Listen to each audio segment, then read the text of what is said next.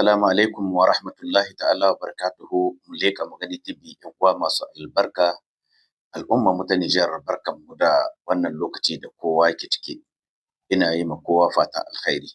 Ubangiji Allah tabaraka wa ta'ala ka sanya ma ƙasar mu albarka, kuma ka kare mana ƙasar mu daga dukkan wani nau'i na cutarwa ko mahassada ko masu nufin yi ma ƙasar mu wani lulluɓin tugulmus.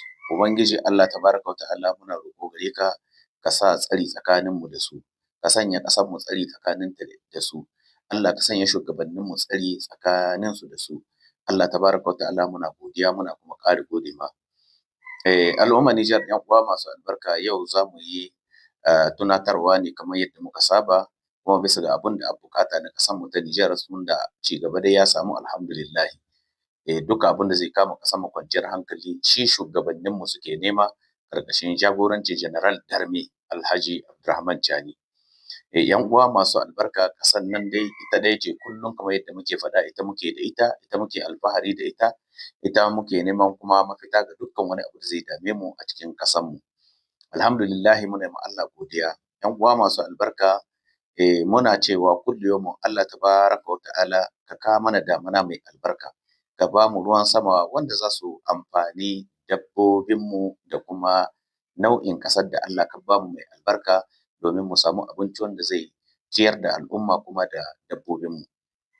Alhamdulillah, shugabanninmu akwai wani saƙo da za mu tura zuwa gare ku da talakawan Nijar, kuma wannan saƙon shi ne kuke cigiya a duniya, kusan muhimmancin shi da kuma matsayin shi a ƙasar mu ta Nijar.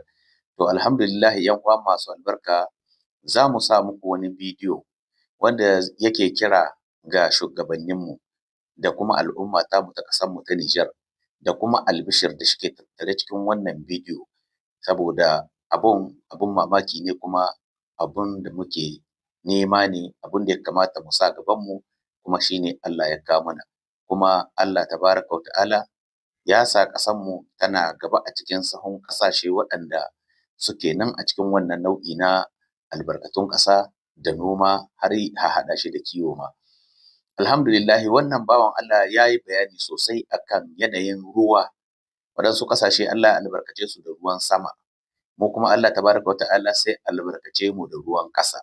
Ƙasar mu ta Nijar sai mu yi ma Allah godiya. Muna tsakanin ƙasashe waɗanda suke majoritin su suna samun ruwan sama ko da yaushe. Mu kuma ruwan saman namu suna da ɗan tsaiko wani lokaci, suna da kuma ‘yar tazara tsakanin su da abubuwan da muke fatan mu yi. Ashe Allah tabaraka wa ta'ala ya girka muna wata rundunar ruwa ƙarƙashin ƙasa, wadda su kuma waɗancan ƙasashen da ruwan sama suke ko da yaushe suna samun su ba su samu ba. Alhali kuma ruwan nan na ƙasa su ne sun fi fa'ida bisa ga noma abinci wanda zai wadatar da ƙasa, har ma ta hitar da shi zuwa ƙasashen waje. Saboda ruwa, noman da ake fitowa da ruwa ana yi, ciyayi sun fi jin daɗin wannan, ba irin ruwan da suke zuwa su ɗauke da sauri ba. Wannan na ruwan ƙasa ruwa ne masu albarka. Wannan bawan Allah insha Allahu za mu sa muku bidiyo, to za ku saurare shi. Ina ganin bayanin da ya yi har ya yi bayanin da nake. Sai mu ce alhamdulillahi, ƙasar mu abin da take cigiya ne kuma ta samu. To muna yi ma Allah godiya. Allah shi albarkaci ƙasar mu. Ubangiji Allah ya sanya ma ƙasar mu albarka, kuma ya kare mana ita daga dukkan wani sheri da wani mai neman sheri ga ƙasar mu yake. Don haka al'ummar ƙasar mu, ba mu wayuwar gari da wani mugun labari ga ƙasar mu insha Allahu. A bakunan mu ba za a taɓa jin shi ba. Kuma waɗanda sun ka taƙarƙare cewar su kullu yaumin sai sun faɗi sheri game da ƙasar mu, to akwai ranar ƙindillanci, su saurari nasu sheri.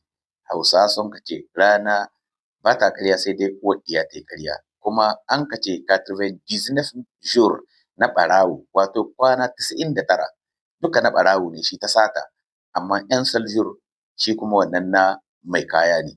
Rana ɗaya ce ake kama ɓarawo. Muna ƙara gargaɗi ga masu ƙoƙarin su ɓata muna sunan ƙasa, saboda wani buƙatu da suke da su a cikin zukatansu, wanda buƙatun nan ba za su taɓa ganin sun biya ba, kuma babu alamar za su biya. Suna dai ta ƙoƙari ne su ga dai sun ɓata ma shugabanninmu da suna, kuma Allah idan bai ɓata maka suna ba, babu wanda ya isa ya ɓata maka shi. Sun yi ta ɓaɓatu, sun yi ta komai da komai, Allah mun gode maka ka kare mu da kasan mu daga sheri masu kwana dare suna lissahin minana za su kirkiro mu kasan mu na sheri. Allah sai shi na maida shi a kanunsu da su da waɗanda sun ka ɗauki nauyin ajiyar su. To muna maka godiya Allah. Mu dai kasan mu mun san ita ce tamu. Kasan mu ko menene ya faru gare ta mu dai mun rungume shi Allah ne ya kawo mana shi. To sai ga alkhairai iri-iri suna ta bayyana. Ɗan uwa masu albarka al'umman mu ta Nijar dukkan ku gaba ɗaya manoman ku da makiyayan ku shugabannin mu dai manoman ku da makiyayan ku shugabannin mu da mabiya dukkan ku wannan bidiyo in kuka saurare shi sai kun san cewa lalle shi na da fa'ida. Manoman ku da makiyayan ku shugabannin mu da mabiya dukkan ku wannan bidiyo in kuka saurare shi sai kun san cewa lalle shi na da fa'ida. Ba zurki ta malle ba da waɗansu suke ko da yaushe su ɗauki hotuna da ƙarerraki suna yi musu wata siffa ta kamar abu a ɓoye yake ba a bayyanawa a gani, su ce an yi kaza cikin Nijar, an yi kaza cikin Nijar. Amma insha Allahu shi Allah dai ya ce shi ne mai kyau kuma bai karɓa sai mai kyau. In mutum ya shekara yana tanada ma ƙasar mu sheri, wallahi sherin nan ga kanshi zai ƙare. In mutum ya shekara shi na yi ma ƙasar mu mugun fata, wallahi mugun fatan nan ga kanshi zai ƙare insha Allahu. Da haka malamai na ƙasar mu kamar yadda muke kira gare ku ku tashi tsaye ku roƙi Allah tabaraka wa ta'ala shi ƙara ba ƙasar mu kariya da albarka. To albarkar ne ita ce kuma za ku ji labarin ta a cikin wannan bidiyo insha Allahu. Ina kira malamai nake faɗa ba malum ba masu buƙatar kullum sai dai su a kai su ga cani. Malamai na gaskiya karkara suke shiga su nemi bayan Allah su yi ta musu faɗakarwa. Shugabanni su kuma ana iya ɗauki ɗan jarida ya yi foto ko bidiyo da gargaɗi da malamai kamata su yi. Amma waɗansu malamai sai ga sun shiga ƙatayen riguna wai su matsalar su dai su zo su ga cani a ɗauki abin duniya a basu. Inna lillahi wa inna ilaihi raji'un. Ba mu san malamai da irin wannan ba. Malaman mu Allah ya muku albarka, malaman mu na Nijar kuna iyakar kokarin ku ci gaba da yi kuna ma ƙasar ku addu'a. Yan uwa masu albarka nan za mu bar ku da wannan bidiyo domin shi cika samu na wannan shiri da mun ka shirya. Allah ka albarkaci Nijar ka sauko mana da ruwan sama masu albarka alfarman annabi da alƙur'ani. Sai ku kalla mu kalla tare da ku yan uwa masu albarka. Shirin mu leƙa mu gani TV kenan.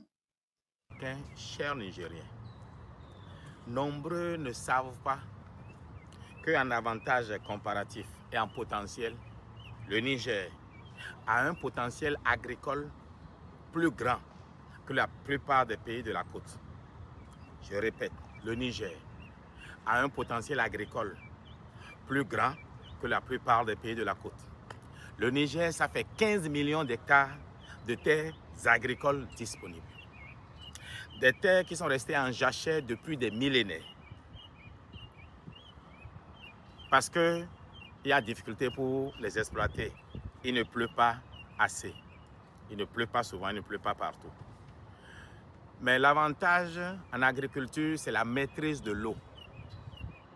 Les pays où c'est la pluie qui tombe quand la nature veut, n'ont pas d'avantage. L'avantage du Niger, c'est que la pluie ne tombe pas souvent, mais il y a de l'eau dans le sous-sol. Le Niger, c'est une mer souterraine.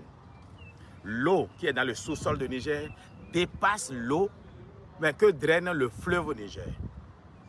Il faut utiliser la technologie pour faire sortir cette eau-là et faire l'irrigation, ce n'est pas autre chose.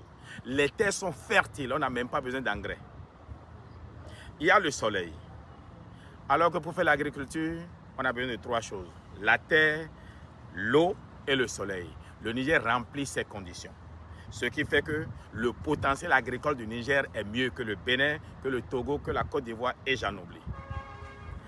Puisque c'est l'homme qui décide de la quantité d'eau qu'il donne à la plante, eh bien, il peut contrôler même certaines maladies que les plantes ont. Parce que la pluie vient parfois trop, parfois moins. Si le Niger ne développe pas son agriculture, c'est parce que les Nigériens n'ont pas compris. Et IFA Consulting, notre cabinet est prêt à accompagner le gouvernement nigérien à cet effet.